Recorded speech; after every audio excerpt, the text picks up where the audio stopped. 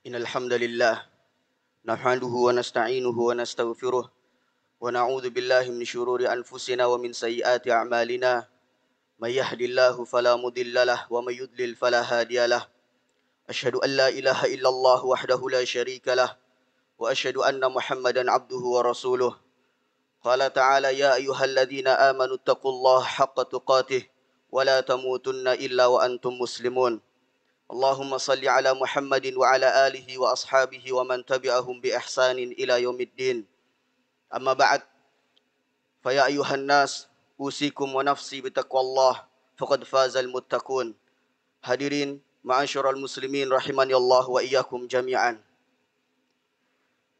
Setiap manusia pasti akan mengalami beberapa fase dalam kehidupannya. Dia tidak akan pernah jauh dari 3 fase selama dia hidupnya. Dia akan mengalami masa lalu yang telah dia lalunya. Dia akan menghadapi masa depan yang akan dinantikannya. Dan pada saat ini dia sedang menjalani hidup yang sedang dijalaninya. Dalam menghadapi 3 fase kehidupan ini, semua manusia tidak akan lepas dari 2 keadaan. Terkadang kita bahagia yang menjadikan senyuman lebar terlihat dari wajah setiap dari kita. Namun terkadang sebagian di antara kita juga bersedih, resah dan gelisah karena masalah-masalah yang sangat banyak sekali. Yang terkadang masalah-masalah tersebut membuat air mata mengalir begitu derasnya. Semua orang pasti akan diuji di muka bumi ini. Tidak pandang siapapun dia. Allah Subhanahu wa taala berfirman dalam surat Al-Mulk ayat yang kedua, Alladzi khalaqal mauta wal hayata liyabluwakum ayyukum ahsanu amala. Allah lah yang telah menciptakan kehidupan dan juga kematian untuk menguji siapa yang paling baik di antara kalian amalnya. Orang miskin juga bersedih karena mungkin kekurangan atau dia tidak tahu apa yang akan dia makan esok hari. Begitu pula juga orang kaya. Mereka bersedih, resah dan gelisah. Apakah hartanya akan aman? Apakah asetnya akan terjaga? Ataukah suatu saat nanti dia akan mengalami kebangkrutan? Bukan hanya rakyat jelata yang mereka bersedih karena gejolak politik yang dia tidak fahami. Tapi para pejabat juga mereka khawatir dan bersedih terhadap kebijakan yang akan dia buat. Apakah kebijakan tersebut bermanfaat untuk dia atau justru akan menjadi bumerang bagi dia suatu saat nanti. Bukan hanya orang-orang yang sudah menikah namun tak kunjung diberikan anak. Sudah berpuluh-puluh tahun lamanya dia mengharapkan kehadiran seorang anak yang menyebabkan dirinya sedih dan juga resah serta gelisah. Tapi orang-orang yang sudah menikah dan memiliki banyak anak pun mereka resah dan gelisah. Bagaimana masa depan anak-anak, bagaimana kehidupan selanjutnya, dan bagaimana apa yang akan terjadi bagi anak-anaknya. Semua dari kita pasti akan merasakan yang namanya kesedihan. Terkadang seseorang, walaupun dia terlihat tegap, berdiri, terlihat orang-orang banyak menyanjungnya, namun karena ada masalah-masalah dan problematika kehidupan, tak terlihat dirinya dalam kesunyian, air mata mengalir begitu deras. Setiap dari kita pasti akan diuji. Setiap manusia pasti akan mengalami fase-fase berat, di mana ombak-ombak akan datang kepada dia. Namun seorang muslim akan faham bagaimana caranya agar dia tetap eksis dalam menjalani kehidupannya. Bagaimana caranya agar dia tetap berdiri tegap di atas ombak-ombak kehidupan yang menghampirinya. Salah satu cara bagi seorang muslim untuk dia bisa tetap tegar dalam menghadapi problematika-problematika kehidupan adalah banyak-banyak dia mengucapkan zikir sebagaimana yang Rasulullah sallallahu alaihi wasallam ajarkan. Dalam sebuah hadis yang diriwayatkan oleh Abu Dawud dari jalur Abu Sa'id Al-Khudri, Rasulullah sallallahu alaihi wasallam pernah memasuki masjid dan di dalam masjid ternyata ada seorang sahabat yang bernama Abu Umamah. Tidak biasanya Abu Umamah berada di dalam masjid. Maka pada saat itu Rasulullah sallallahu alaihi wasallam bersabda kepada Abu Umamah, "Ya Aba Umamah, mali araka tajlisu fi waqtin fi ghairi waqtis salah." Wahai Abu Umamah, Mengapa aku melihatmu berada di dalam masjid di selain waktu sholat, wahai Abu Umamah? Maka kata Abu Umamah, humumun lazimatni wa duyunun ya Rasulullah. Ya Rasulullah, kegelisahan telah menghampiriku. Hutang-hutang juga sudah sangat banyak, wahai Rasulullah. Maka pada saat itu Rasulullah sallallahu alaihi wasallam mengatakan kepada Abu Umamah, "Afala u'allimuka kalimatin idza qultahu adhaballahu anka hammak wa qada dainak."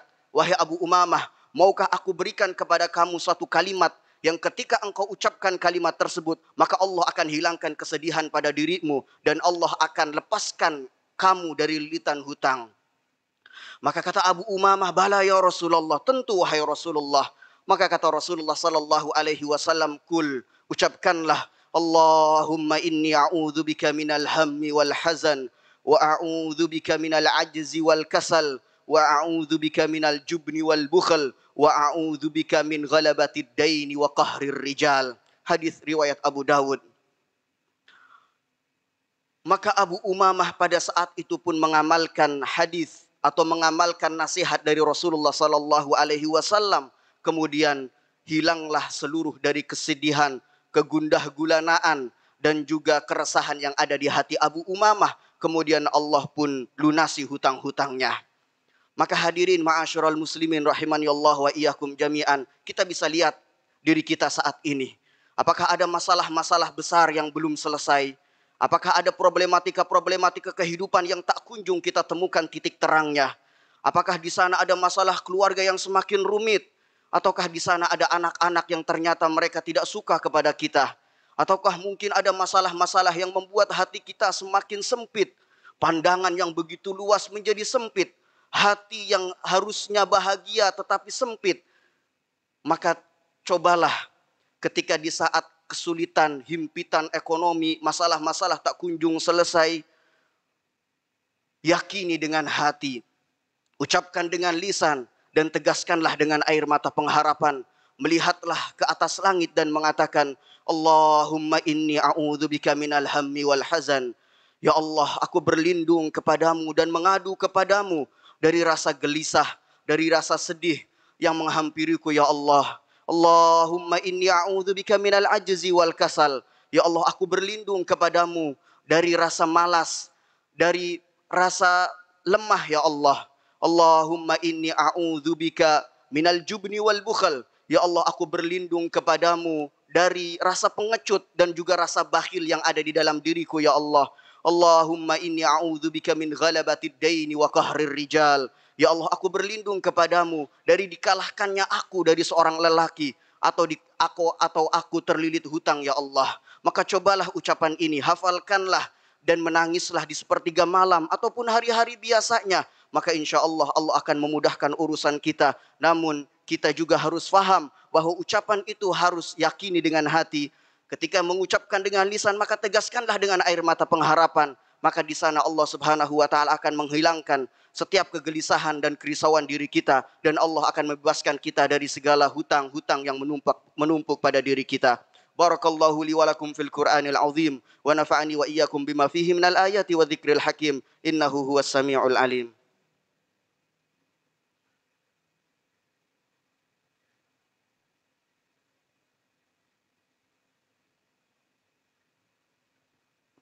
Alhamdulillah wassalatu wassalamu ala rasulillahi amma ba'd. Hadirin ma'asyiral muslimin rahimani Allah wa iyyakum jami'an. Langkah yang kedua adalah sebagaimana yang telah diajarkan oleh Rasulullah sallallahu alaihi wasallam dalam hadis yang diriwayatkan oleh Imam Muslim. Cobalah untuk kita meringankan dan memudahkan urusan-urusan orang lain. Rasulullah sallallahu alaihi wasallam bersabda, "Man yassara ala mu'sirin yassarallahu alaihi fid dunya wal akhirah." Siapa yang memudahkan urusan orang-orang yang sedang kesulitan, maka Allah akan memudahkan urusan-urusannya bukan hanya di dunia, akan tetapi di akhirat kelak. Terkadang ketika kesedihan melanda, ketika kesulitan datang, ketika badai ombak ujian begitu besar, ada orang yang minta tolong kepada kita, kita mungkin bergumam di dalam hati kita, saya saja sedang sulit, bagaimana saya akan membantu dia? Ketahuilah, mungkin Allah ingin mengkabulkan doa-doa kita. Ketahuilah, mungkin Allah akan memberikan solusi dalam hidup kita melalui orang yang meminta tolong kepada kita. Karena apa? Karena Rasulullah Sallallahu Alaihi Wasallam mengatakan siapa yang memudahkan urusan orang lain, maka Allah akan memudahkan urusannya di dunia dan juga di akhirat. Langkah yang ketiga dan yang terakhir adalah perbaiki hubungan kita dengan orang tua kita. Ini sangat penting jamaah sekalian. Seberapa jauh hubungan kita baik dengan orang tua, maka sebegitu besarlah Allah akan memudahkan urusan-urusan kita. Dalilnya Allah Subhanahu wa taala berfirman dalam surat Maryam ayat yang ke-32 ketika menghikayatkan tentang perkataan Nabi Isa.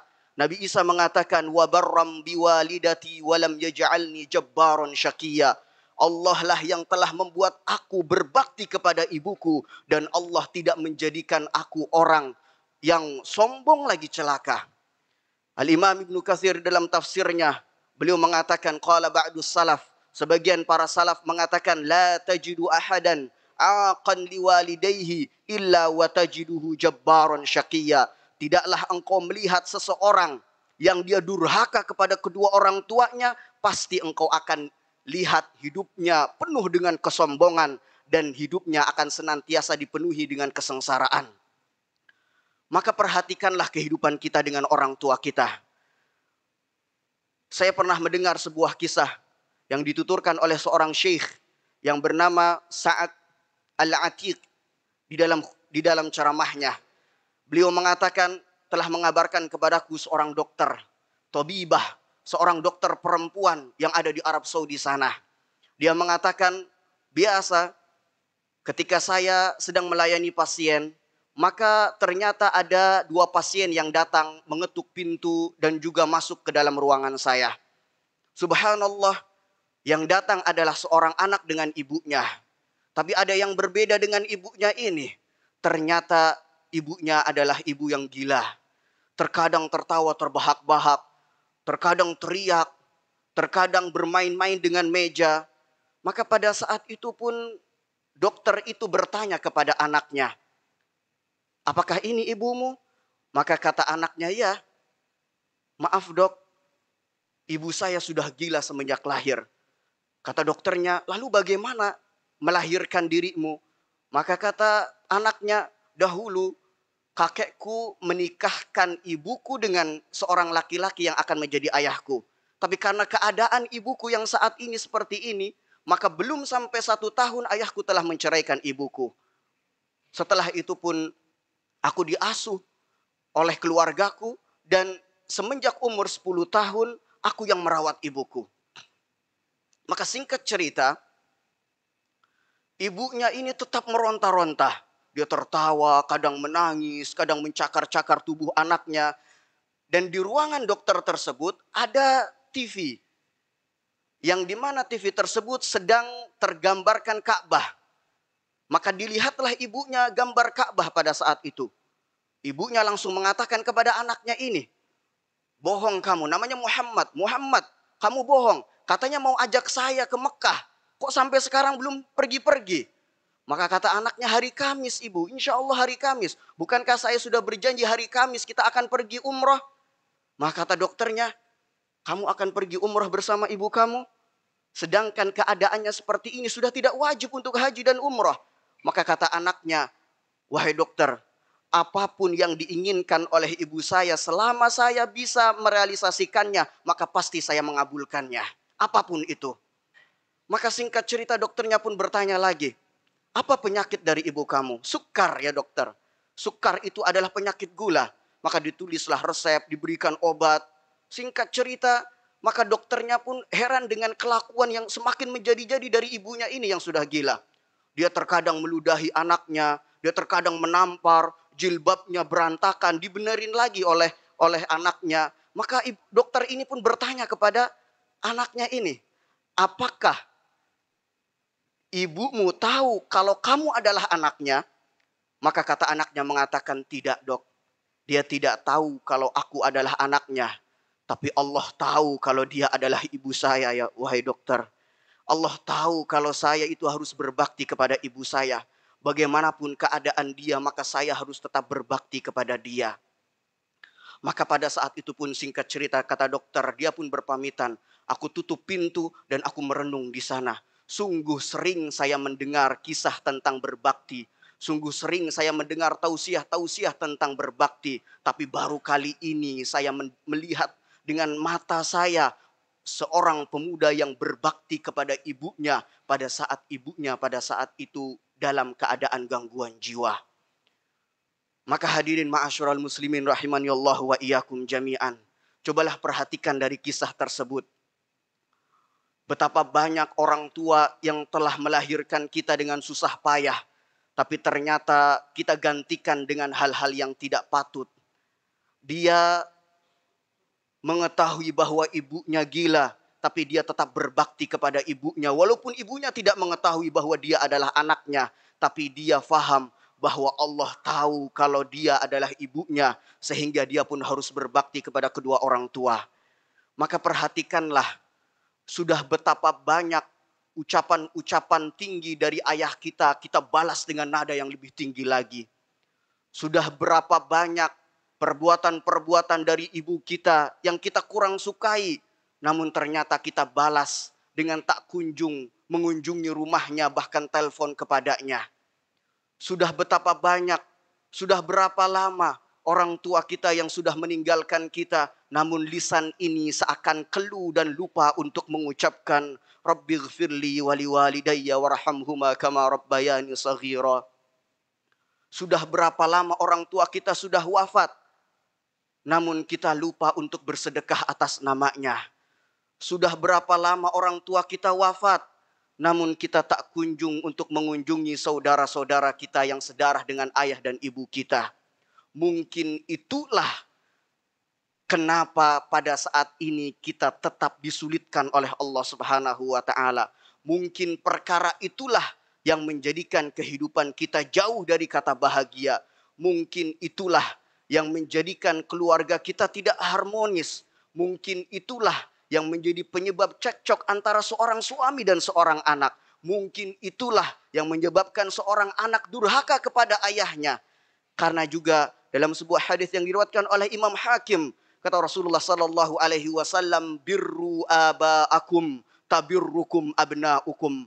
Berbaktilah kalian kepada kedua orang tua kalian, maka niscaya anak-anak kalian akan berbakti kepada kalian.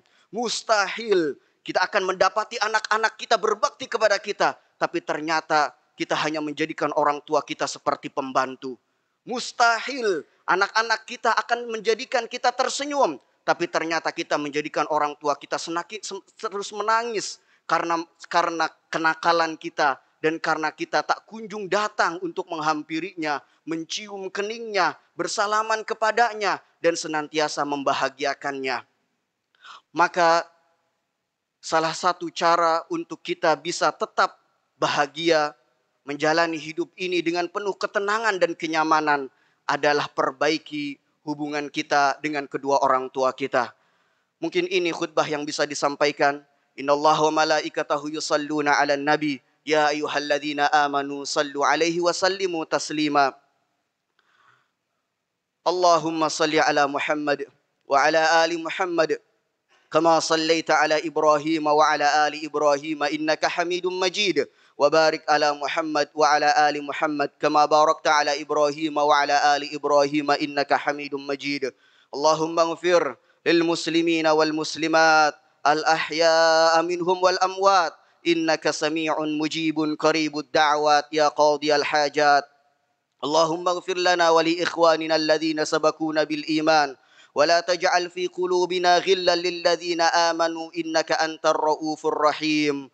اللهم إنا نسألك بكل اسم هو لك سميت به نفسك أو أنزلته في كتابك أو علمته أحدا من خلقك أو مما استأثرت به في علم الغيب عندك أن تجعل القرآن ربيع قلوبنا ونور صدورنا وجلاء أحزاننا وذهاب غمومنا وهمومنا يا أرحم الراحمين. اللهم اغفر لنا ولوالدينا اللهم اغفر لنا ولوالدينا اللهم اغفر لنا ولوالدينا وارحمهم كما ربونا صغارا. اللهم يا مقلب القلوب ثبت قلوبنا على دينك ويا مصرف القلوب صرف قلوبنا على طاعتك. اللهم يا مقلب القلوب ثبت قلوبنا على دينك ويا مصرف القلوب صرف قلوبنا على طاعتك.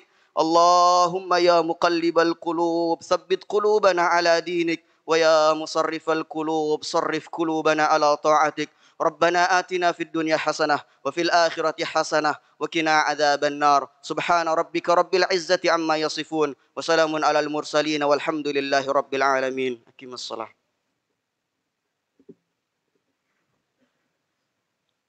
الله أكبر الله أكبر، أشهد أن لا إله إلا الله، أشهد أن محمد رسول الله.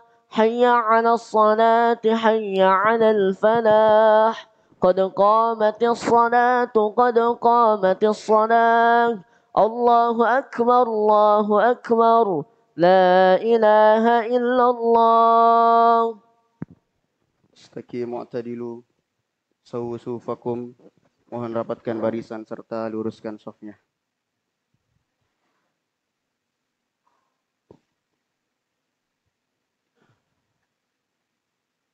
Allahu Akbar.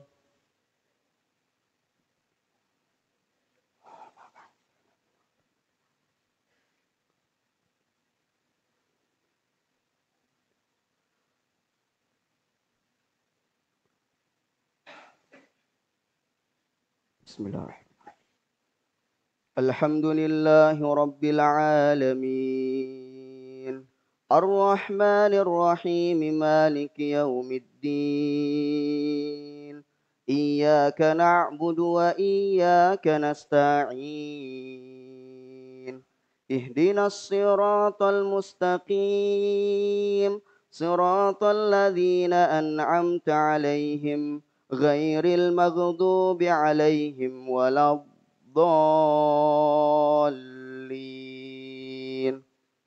Amin. وإذ استسقى موسى لقومه فقلنا اضرب بعصاك الحجر فانفجرت منه 12 عينا قد علم كل أناس مشربهم كلوا واشربوا من رزق الله ولا تعثوا في الأرض مفسدين. وإذ قلتم يا موسى لن نصبر على طعام واحد فادع لنا ربك يخرج لنا مما تنبت الأرض من بقلها وكثائها وفومها وعدسها وبصلها. قال أتستبدلون الذي هو أدنى بالذي هو خير اهبطوا مصرا فإن لكم ما سألتم وضربت عليهم الذلة والمسكنة وباءوا بغضب من الله ذلك بأنهم كانوا يكفرون بآيات الله ويقتلون النبيين بغير الحق ذلك بما عصوا وكانوا يعتدون. الله أكبر.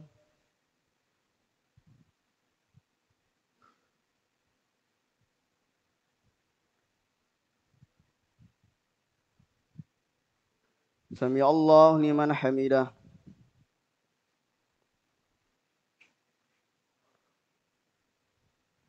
الله أكبر.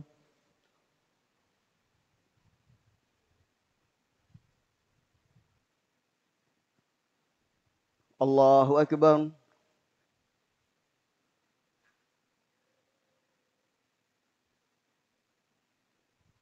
الله أكبر.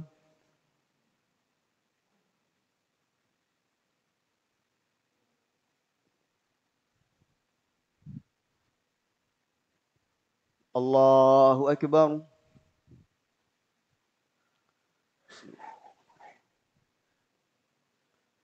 الحمد لله رب العالمين الرحمن الرحيم مالك يوم الدين إياك نعبد وإياك نستعين اهدنا الصراط المستقيم صراط الذين أنعمت عليهم غير المغضوب عليهم ولا الضالين آمين.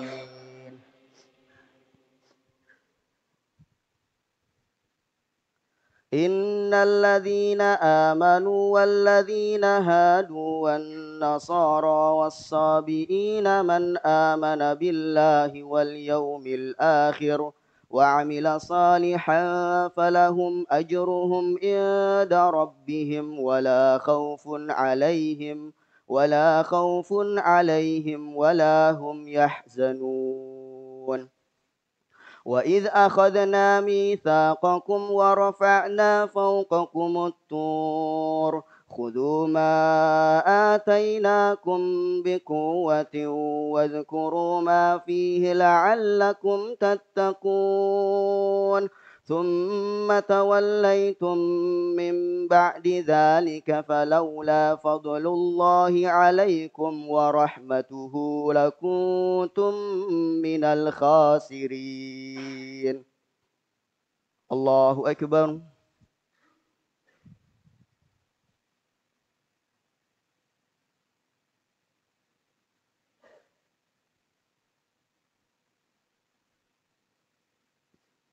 سمع الله لمن حمده.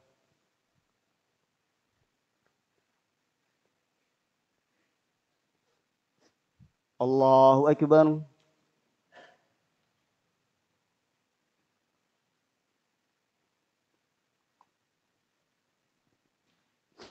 الله أكبر.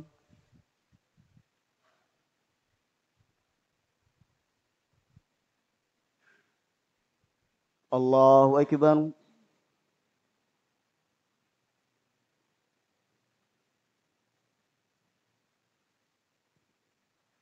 الله أكبر.